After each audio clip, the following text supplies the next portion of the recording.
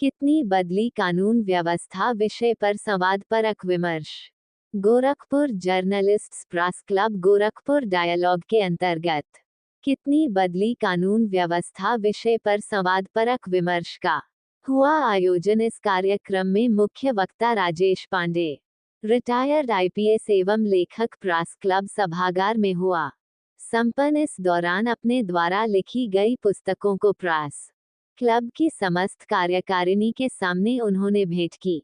इस मौके पर प्रेस क्लब अध्यक्ष रितेश मिश्रा, उपाध्यक्ष भूपेंद्र घर द्विवेदी, महामंत्री पंकज श्रीवास्तव, पुस्तकालय मंत्री विनय सिंह, कोषाध्यक्ष प्रिंस पांडे, संयुक्त मंत्री अंगद प्रजापति, कार्यकारिणी सदस्य राजीव पांडे, विवेक कुमार, परमात्मा राम त्रिपाठी समेत प्रेस जगत की वरिष्ठ एवं सभी सदस्य उपस्थित रहे। उन्होंने पूर्व आईएएस राजेश पांडे से संवादपरक विमर्श किया। पूर्व आईएएस राजेश पांडे ने कहा कि सन 1997 और 1998 की दशक में एक पूर्वांचल का माफिया श्री प्रकाश शुक्ला के कुछ कृत्यों के बारे में गोरखपुर के लोग नहीं जानते। उसे समय टीवी केबल का बहुत महत्व हुआ करता था। उसके वसूली के लिए लोग अपराधी प्रवृत्ति के लोगों को वसूली के लगते थे, जिसमें सर प्रकाश शुक्ला के द्वारा शुक्ला ब्रदर्स टीम के ऊपर हमला कर हत्या कर दी गई थी।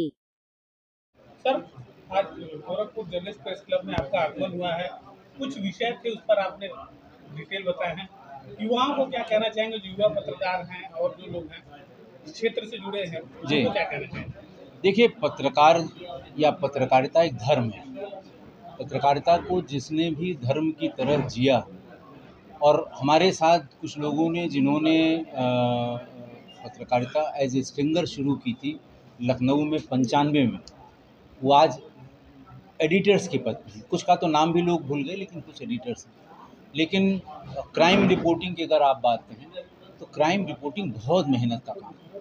वो ऑफिस में बैठकर या टेलीफोन से जो लोग सूचना मांगते हैं, लेते हैं, वो कभी नहीं लिख सकते। क्राइम रिपोर्टिंग के लिए ज़रूरी है कि आप मौके पे जाएं, संबंधित लोगों से बात करें, सही बात निकालने का प्रयास करें, और कुछ न कुछ ऐसा करें कि आप 2-3 दिन फॉलो अप लिख सकें। सब एक ही दिन लिख देने से फिर वो मज़ा ख़राब हो जाता है। तो थोड़ी सी मेहनत करें। हर प्रोफेशन में मेहनत है। व्यवसाय करेंगे तो भी मेहनत है, कंपटीशन देंगे तो भी मेहनत है। और अगर पत्रकार नया है, यंग है, पहली बार आया है, वो ईमानदारी से अगर मेहनत करेगा तो ज़रूर बहुत ऊंचाइयों पर। ये जितने बड़े नाम आप टीवी पर उन पे देखते हैं, आपको क्या लगता है कि चांदी का चम्मच लेके पैदा हुए थे? सब ज़मीन से गए, रिपोर्टिंग करके गए, और बहुत दिनों तक संघर्ष किया, तब वहाँ पहुँचे।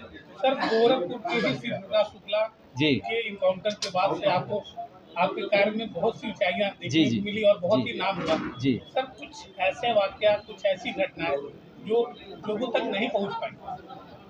देखिए, बहुत सी, जैसे शुरुआत में उसने जो उस ज़माने में केबल टीवी ऑपरेट हुआ करते थे, एक केबल टीवी का ऑपरेटर था, वो कनेक्शन बांटता था और हर महीने के पता नहीं यहाँ 100 रुपये रेट था, 200 रुपये था, वसूल करता था। बहुत से लोग ये पैसा नहीं देते थे, तो जो केबल ओनर था वो उसके लिए कुछ ऐसे बैकग्राउंड के लोगों को हायर करता था, लड़कों का, जो वो पैसा उसका वसूल सके। तो इस पूरे गोरखपुर को 8-9 हिस्सों में उसने बांट रखा था। एक ही केबल ऑपरेटर था उस समय, बात ये 97-98 की है। तो जो लोग वसूलते थे वो अपना, जैसे वो 1000 रुपये वसूल के आए तो ऑपरेटर उनको 200 रुपये दे देते। फ्री में बैठे बैठे गुंडई का पैसा था। तो श्री प्रकाश ने एक एक करके 7 हत्याएँ की थी उन लोगों का, वो तोड़ने के लिए कि ये एक सिंडिकेट बना के पैसा वसूल रहे हैं, और फिर अपने आदमियों को, जिसमें शुक्ला ब्रदर्स को मारा था उसने।